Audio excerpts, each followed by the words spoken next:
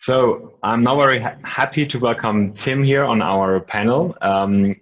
Professor Tim Jackson is Professor for Sustainable Development at the University of Surrey, and he is also Director of the Center for the Understanding of Sustainable Prosperity. So sustainable prosperity, I think that's a term that I stumbled upon the first time in your book, I think.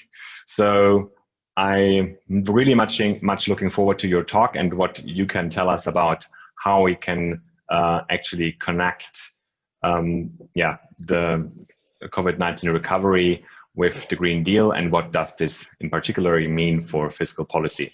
So very happy to have you here. I think it's a great addition to all the other speakers that have already been present, and I'm very much looking forward to your talk. Thank you. Great, thank you, Jonathan. Thank you, Christoph, and hello to everyone. I hope you're ready for a little fiscal policy before breakfast, or it's before breakfast for me. It's a little bit later for you. I'm going to just try and share my screen and hope that works. Hopefully you can see something there. I can see it. Good, excellent. So I'm going to go. So yeah, Jonathan asked me to talk about connecting Green New Deal and fiscal and COVID-19 recovery and the whole question of fiscal policy in that. And I thought I'd just frame this actually in a way of talking about a tale of two crises. And the two crises I initially have in mind, of course, are the financial crisis just over 12 years ago, and actually almost exactly 12 years ago. I can't remember exactly which date Lehman Brothers collapsed, but it was, I think, sometime in the middle of September, so it's pretty close to an anniversary of some kind. And then, of course, the pandemic, which has posed severe economic challenges to not just to Europe, but to the world as a whole. And I thought I'd just start with this quote from John Maynard Keynes, 1937, and it's really the kind of heart of a Keynesian analysis of the economy, and an analysis that's been reinforced really also by modern monetary theory, which talks about how money works in the economy. And it turns out that government, the state, if you like, is the key regulator for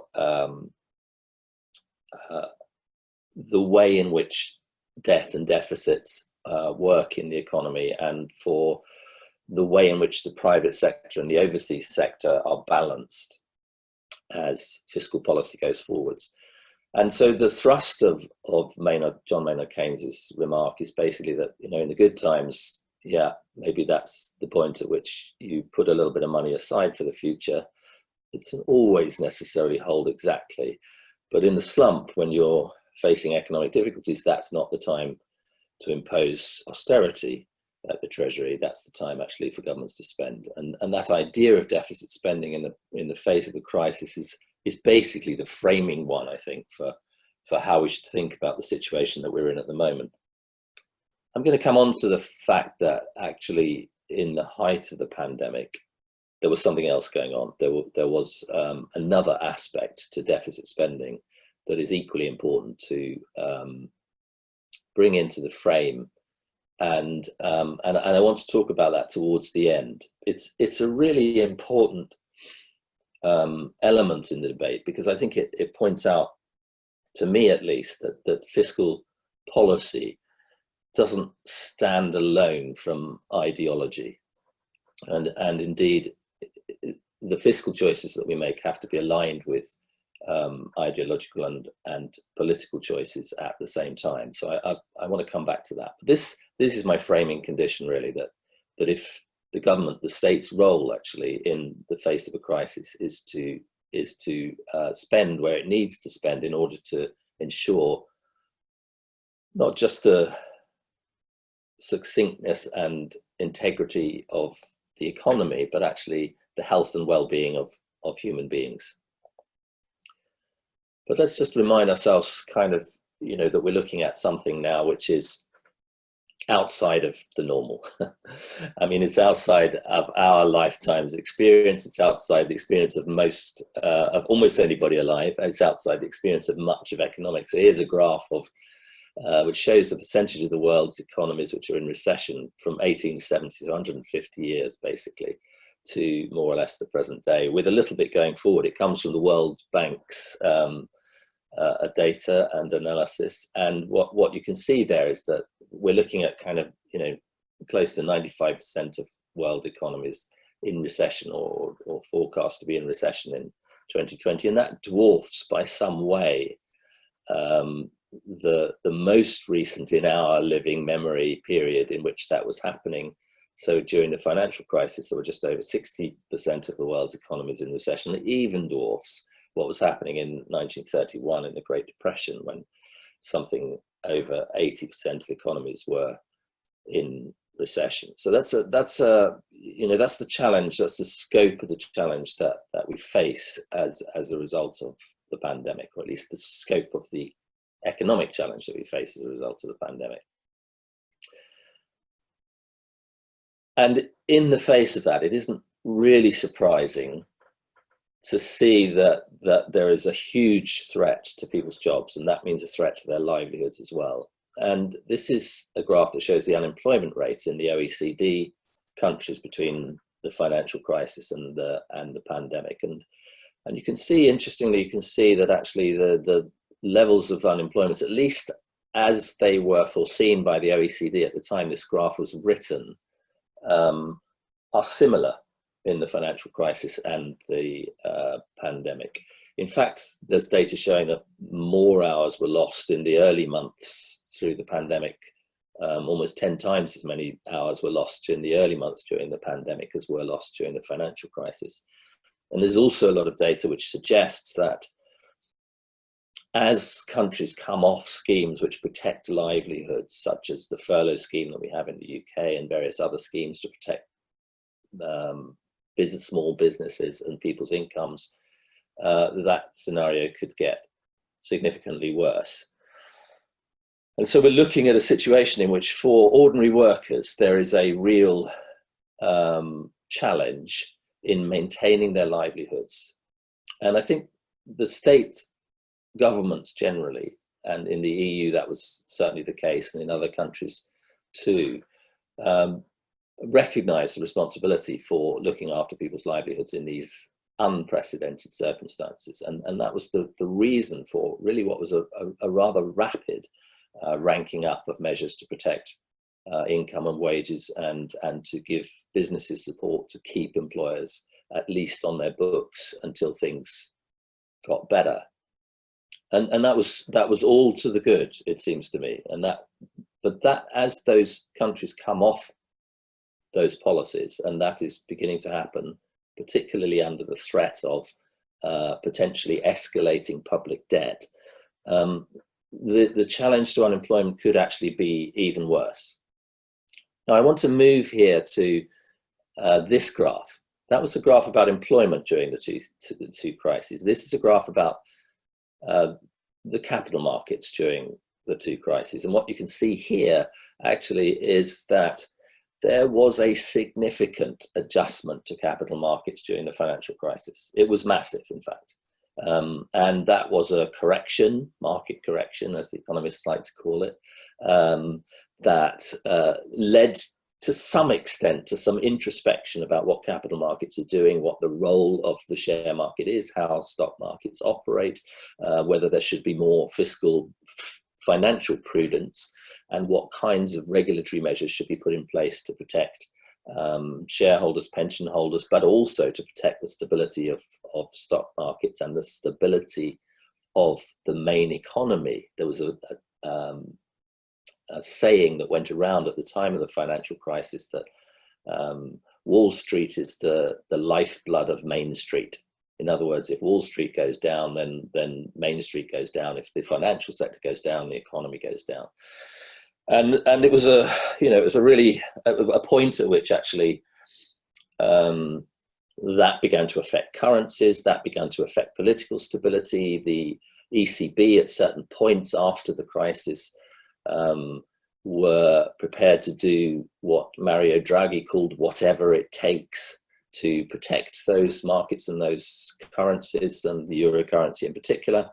And it set our course, if you like, ultimately into what I believe to be a kind of quite divisive approach to fiscal and monetary policy. And that divisive approach to fiscal and monetary policy, I think, is also reflected in this graph, where you can see on the right-hand side of the graph that the correction associated with the pandemic, even though the pandemic was the worst economic shock that we've seen for a while, the market correction associated with the economic pandemic was minor by comparison. And actually a week ago, a couple of weeks ago, at the end of August, the S&P index, 500 index, stood at its highest point ever, at a point in time when our economic fundamentals look possibly the worst they've ever looked. And the reasons for that are not accidental. It's not that shareholders have some miraculous idea about the ability of the financial market to survive fundamental economic shocks. It's actually much more associated, it seems to me, with something north of $20 trillion that has been pumped into the protection of the financial sector through financial stimulus, through the central banks, through the Fed, in order to protect that idea that the owners of capital deserve to be remunerated. And this is the thrust of my next picture, is something that leads to problems. This is actually Athens. So this is after the financial crisis in 2010. And it's reminiscent of lots of scenes around the world at that time: the Los Indignados, the Occupy movement, sometimes breaking out into violence. In 2011 in London, there were riots. In 2015, Greece faced an enormous crisis where its currency and its economy basically almost melted down. And it was saved by the actions of the Troika, so to speak, at least in the official language. But those actions plunged Greece and other countries also into sovereign debt crises that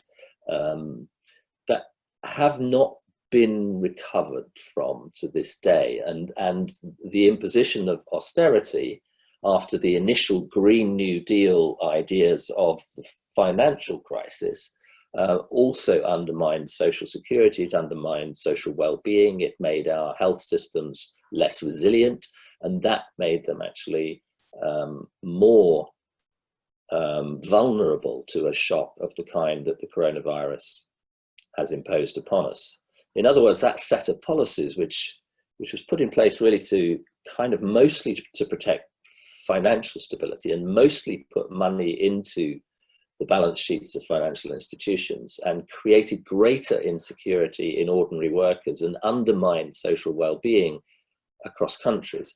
That set of policies has already shown itself to be dangerous politically, dangerous socially, possibly even dangerous in terms of people's health and the mortality rates of a virus such as the one that we have faced.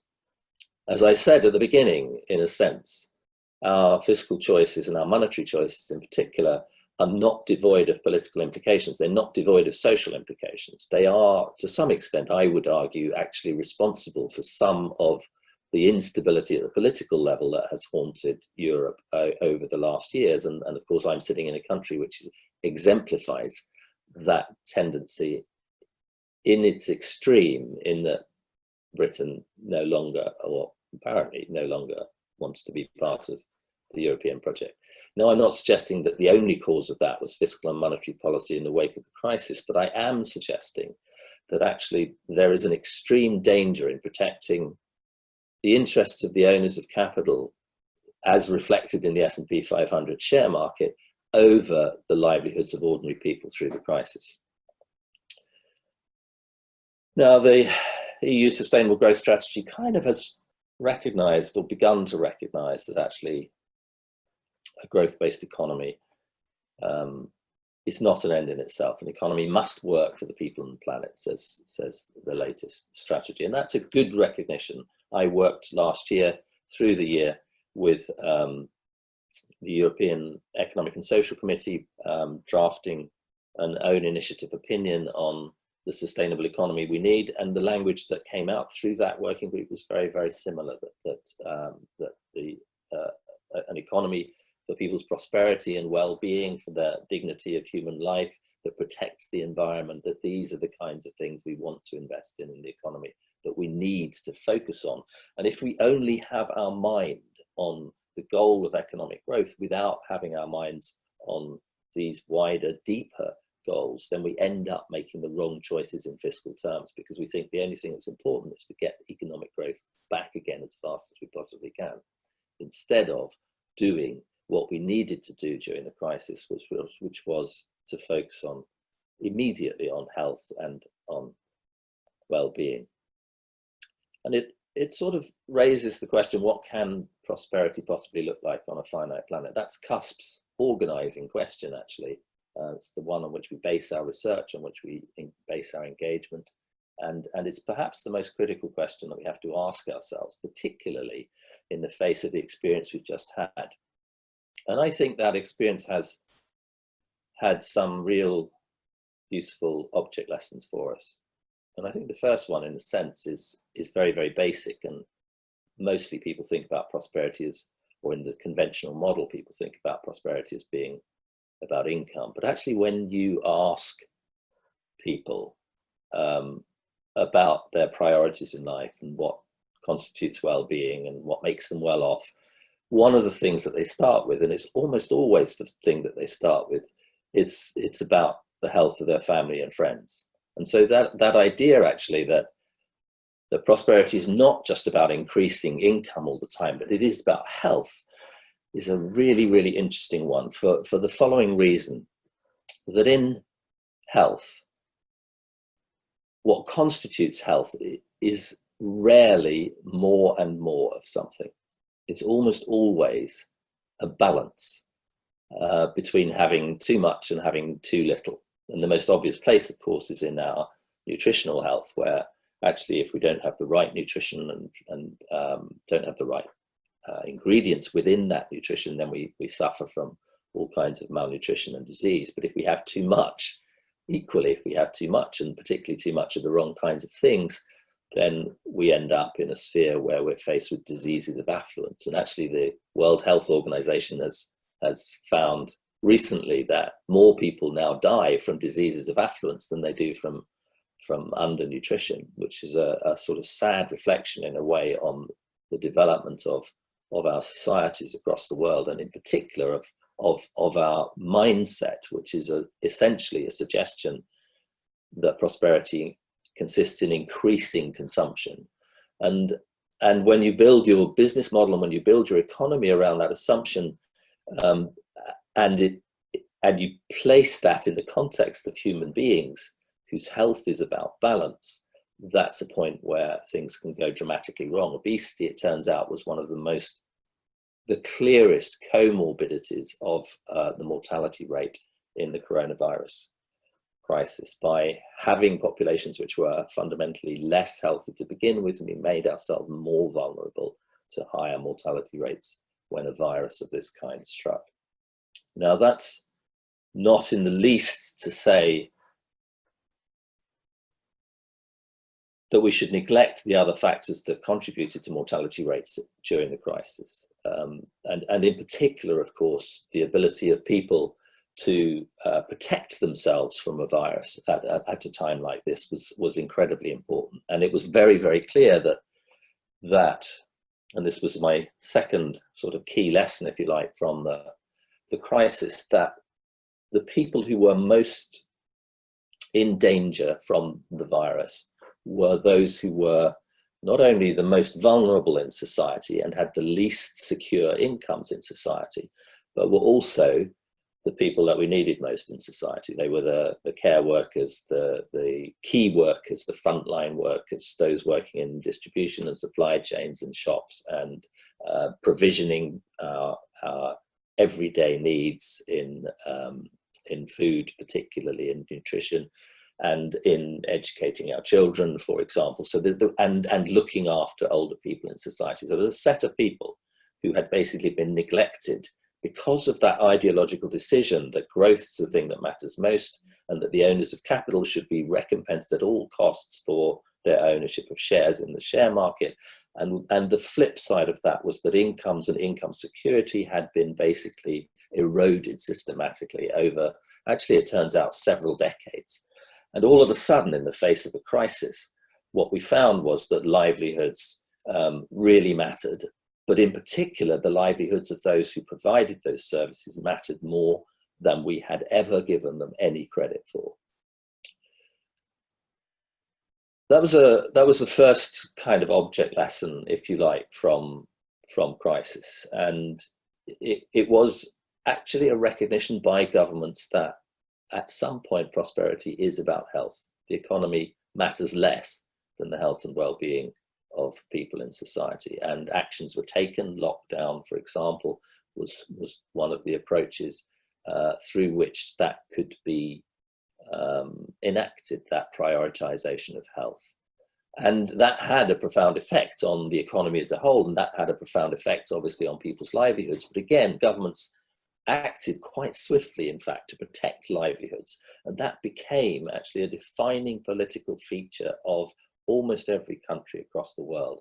That idea that in the face of a shock which affected livelihoods to that extent and affected in particular the livelihoods of those we needed most, this kind of action by government is not just legitimate, but absolutely essential. One of the other things in lockdown that we discovered was that also lifestyles matter. Now, this was obviously, and everyone will have had their own experience of this kind of, there were positives and negatives in lockdown. What was surprising in a way was how many people found some positive things during their experiences. And I know this is very divided. It's not uniform across people's experience. Those in high-rise blocks with small kids who couldn't get to school and had no green space, that was something close to hell.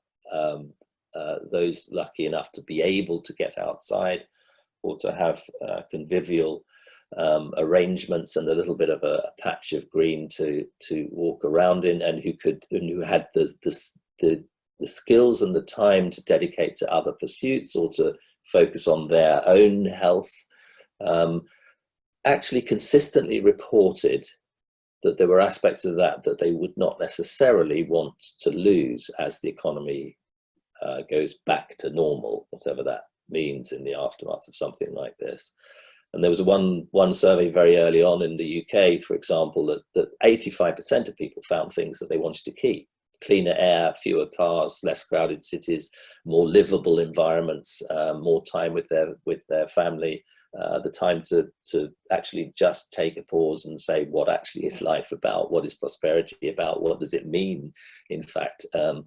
And there were points, and I don't dispute this at all, there were points where that was deeply uncomfortable, and that actually people's mental health suffered. There was, the WHO has called it a shadow pandemic of mental health and even of domestic abuse. So it's not by any means to suggest that experience was straightforwardly easy, but people did discover things through that period which gave them a sense that, in another survey that was published a little bit later in the lockdown, that they don't necessarily want to go back to the economy as usual. They would like to keep some of that. So the survey, that more recent survey, found only 6% of people who actually wanted the economy to go back in the way that it was working before.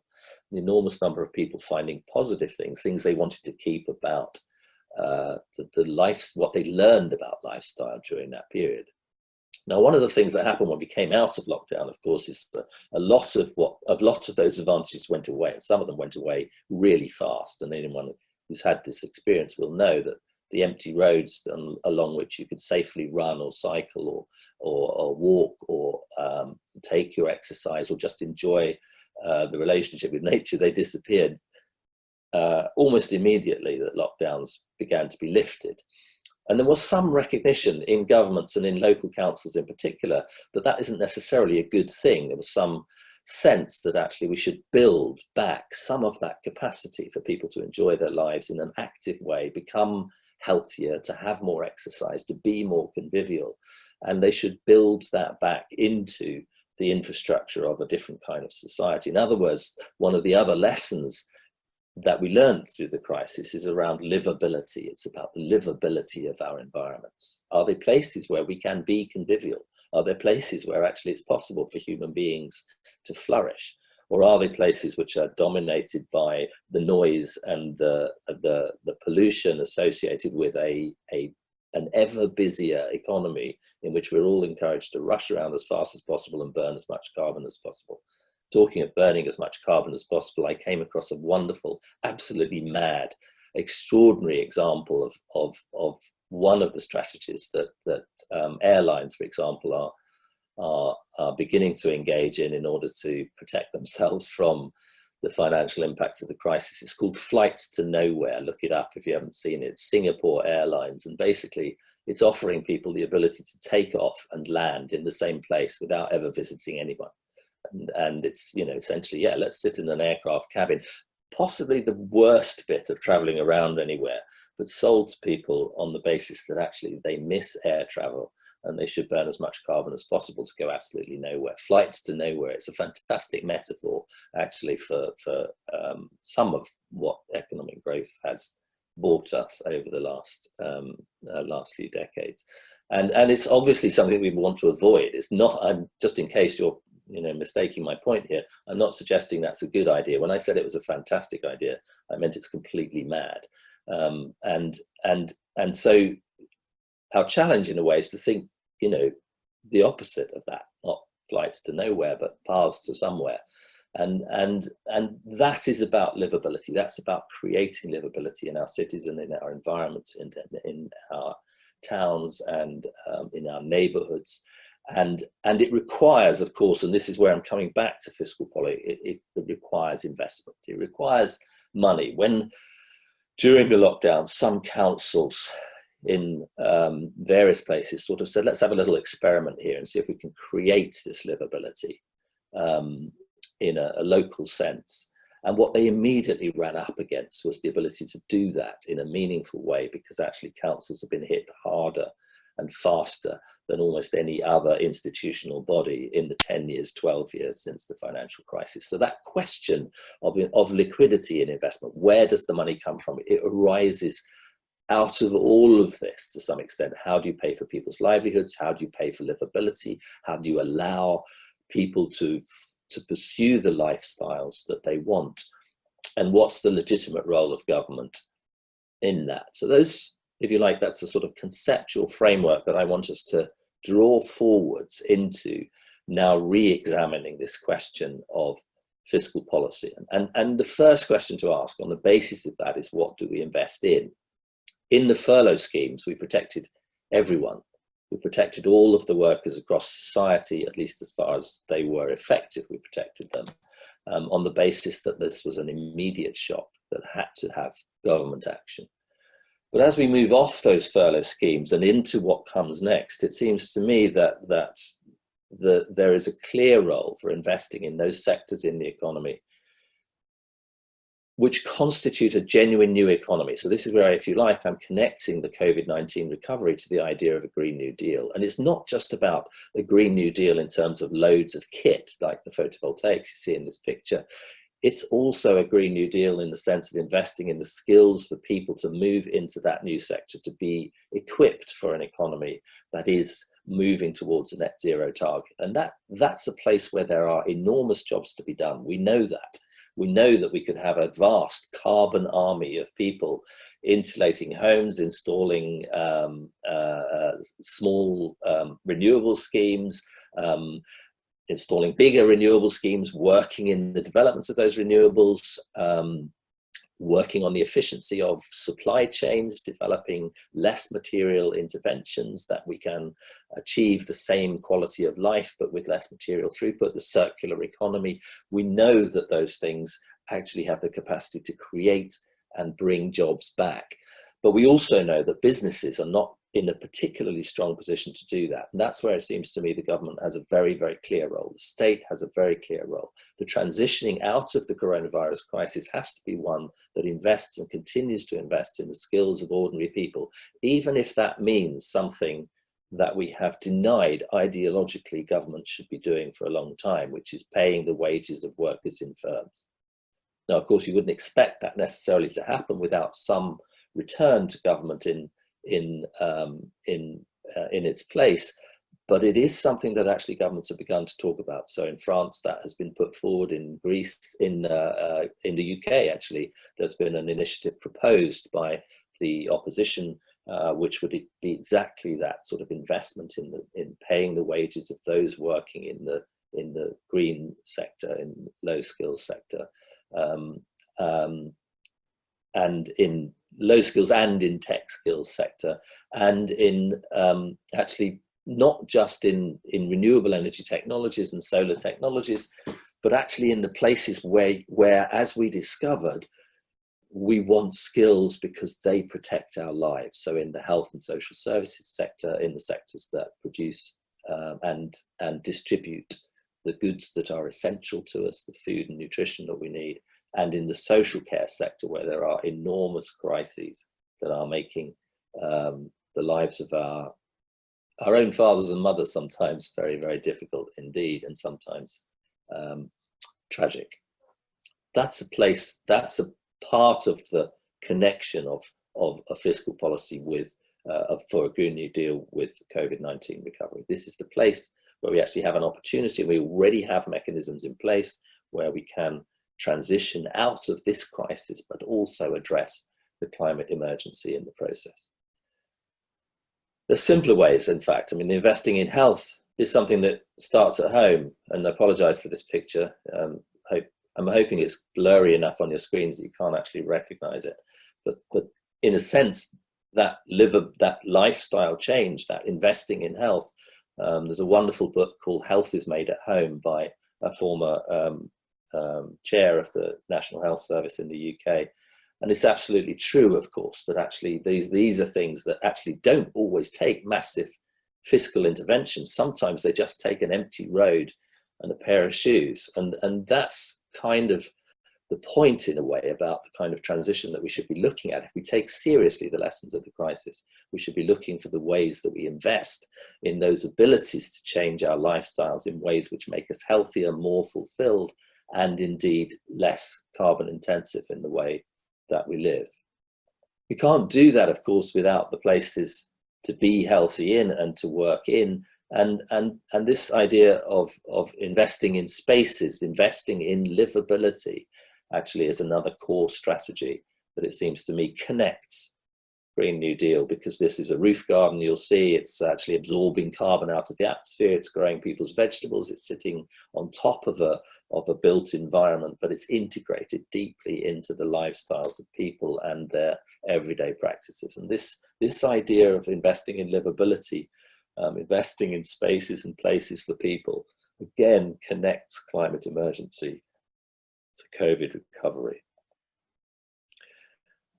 I know what you're thinking at this point, and it's this question: who pays for all this? That's fine, isn't it? But who pays for all this? Now, this is the point where I begin to come back to my opening suggestion that we're not living in an ideology-free zone here.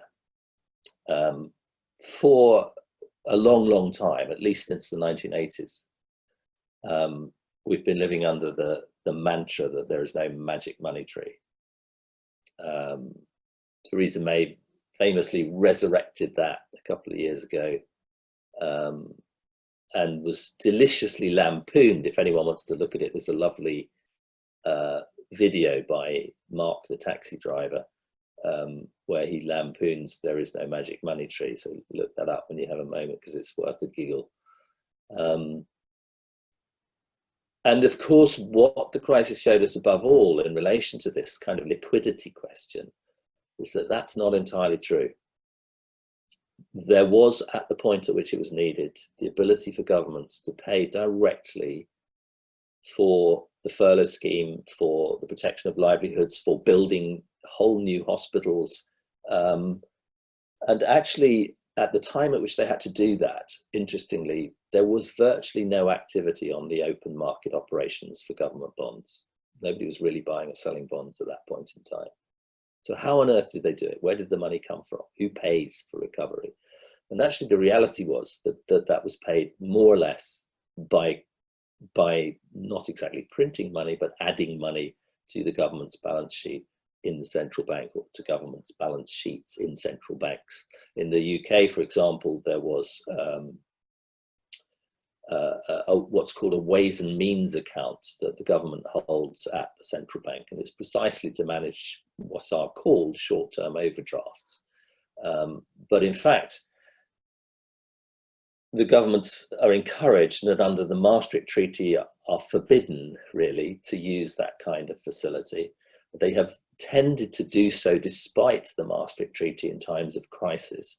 And as the pandemic response showed us, they were able to do it with no repercussions whatsoever during the pandemic. And that was essentially what allowed governments to spend in the way that they did, to protect the health of citizens and to invest in the healthcare system and to protect the livelihoods of workers at a point at which it was needed. That sovereign right of government in control of a currency to create the liquidity that is needed to protect the well-being of the citizens was shown during the crisis to be a real possibility, not the ideological taboo that it has been shown to be, or it's been talked about as being for the last few decades, not the ideological taboo that's written into the Maastricht Treaty, but in fact the only way to do what was necessary when it needed to be done.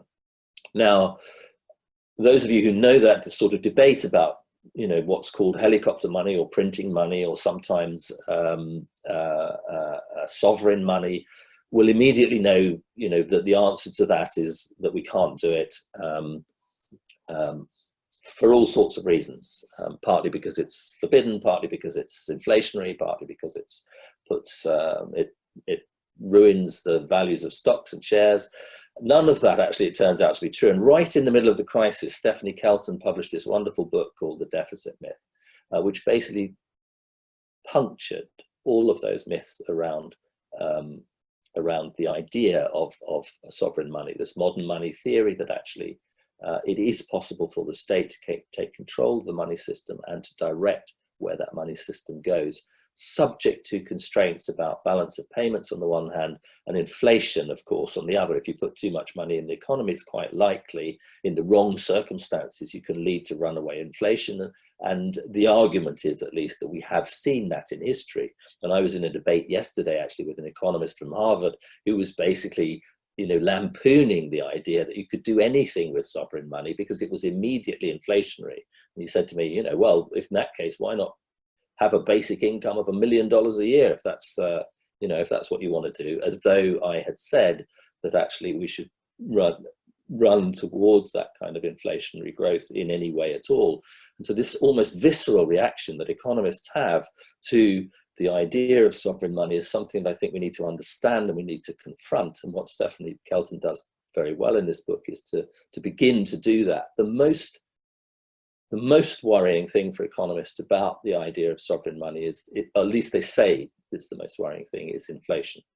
But here's a graph of inflation, European inflation rate in from 1995 to 2020. We are not in an inflationary period. We're not in a period in which we're in danger of inflation.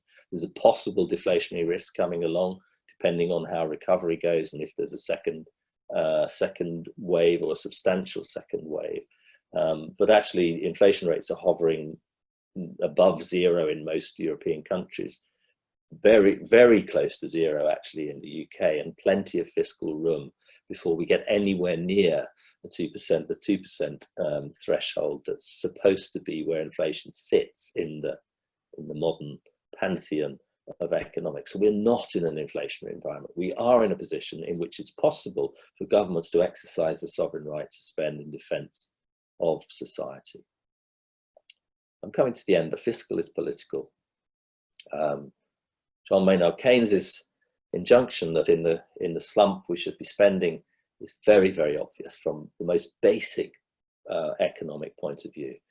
Less obvious is that the destination for that spending is highly political. So that in the financial crisis, for example, and even in the early stages of the pandemic, the destination for a lot of the fiscal financial support has actually been the support of financial markets, and indeed, in some cases, to the detriment of ordinary people. In fact, it's been argued that almost a half of the furlough spending that was dedicated in the UK has gone to the payment of debt and rent.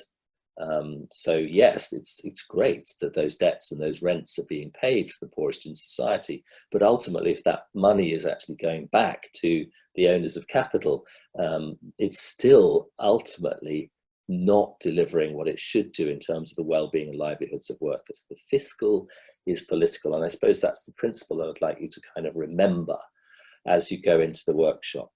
I called it a tale of two crises because I was obviously comparing the financial crisis with the pandemic, but actually it's a tale of four crises, because each of those crises was a different crisis, depending on whether you were richer, whether you were an owner of capital, whether you were poorer, subject to the difficulties and dangers of the employment market. And that's something that we need to bear in mind too. In thinking about recovery and thinking about renewal and thinking about fiscal policy that connects the Green New Deal and connects the COVID crisis, we must always bear in mind the idea that the distribution of that spending, that fiscal spending, is perhaps the key element in deciding what is right or wrong at this stage. If we get it wrong again, it seems to me, the consequences, the political consequences and the social consequences of fiscal policy that rewards the rich and penalizes the poor, that makes livelihoods less secure, that undermines our health systems and our social security systems, is a very, very dangerous place to be. As that picture from Athens showed, that ends up in violence and political unrest on the streets, and it is the very antithesis of a prosperous, sustainable society. And yet in our hands, even in the face of that danger, we have the possibility to turn that around and to produce actually a path towards a more sustainable, a healthier, and even perhaps a more fulfilling society. Thanks for your attention.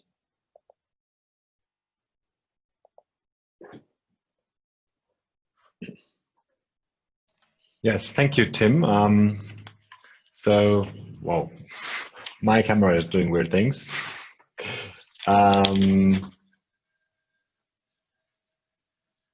Sorry.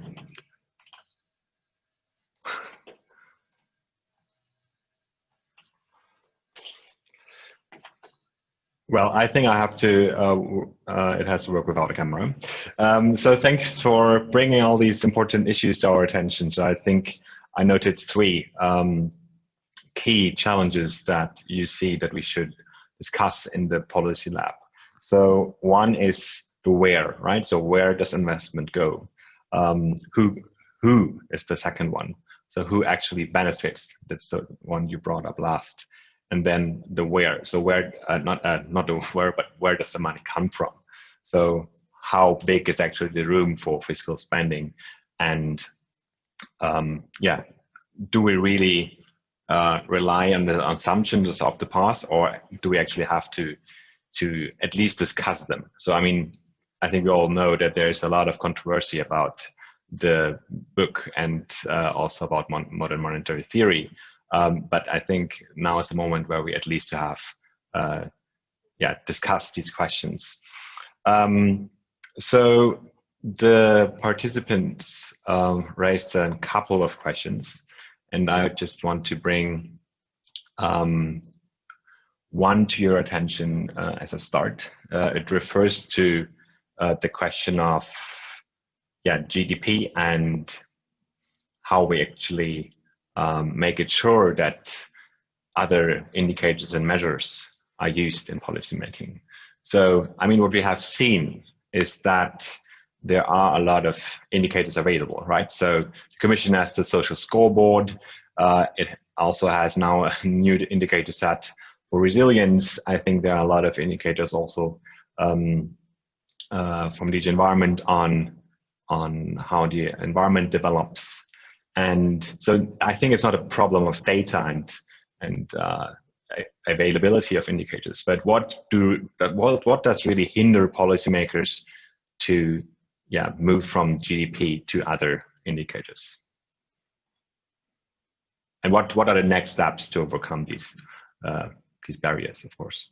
Yeah, I mean, I think there's lots of things associated with this. It's kind of deep sort of question in a way, and partly the reasons are historical, partly they're psychological, I think, and partly they're institutional. So the historical reasons, are associated with the way in which the GDP arose, the way in which it is actually a very good money management tool. It's a very good measure of the busyness of the economy, and it's a very good measure. It connects the consumption side of the economy to the production side, to the investment side, to the public spending side. So it's a useful framework for thinking about what your economy is doing and how it's working. And it's perhaps a little too useful because that makes it a sort of indispensable number, and at least apparently indispensable number in terms of understanding the structure of the economy.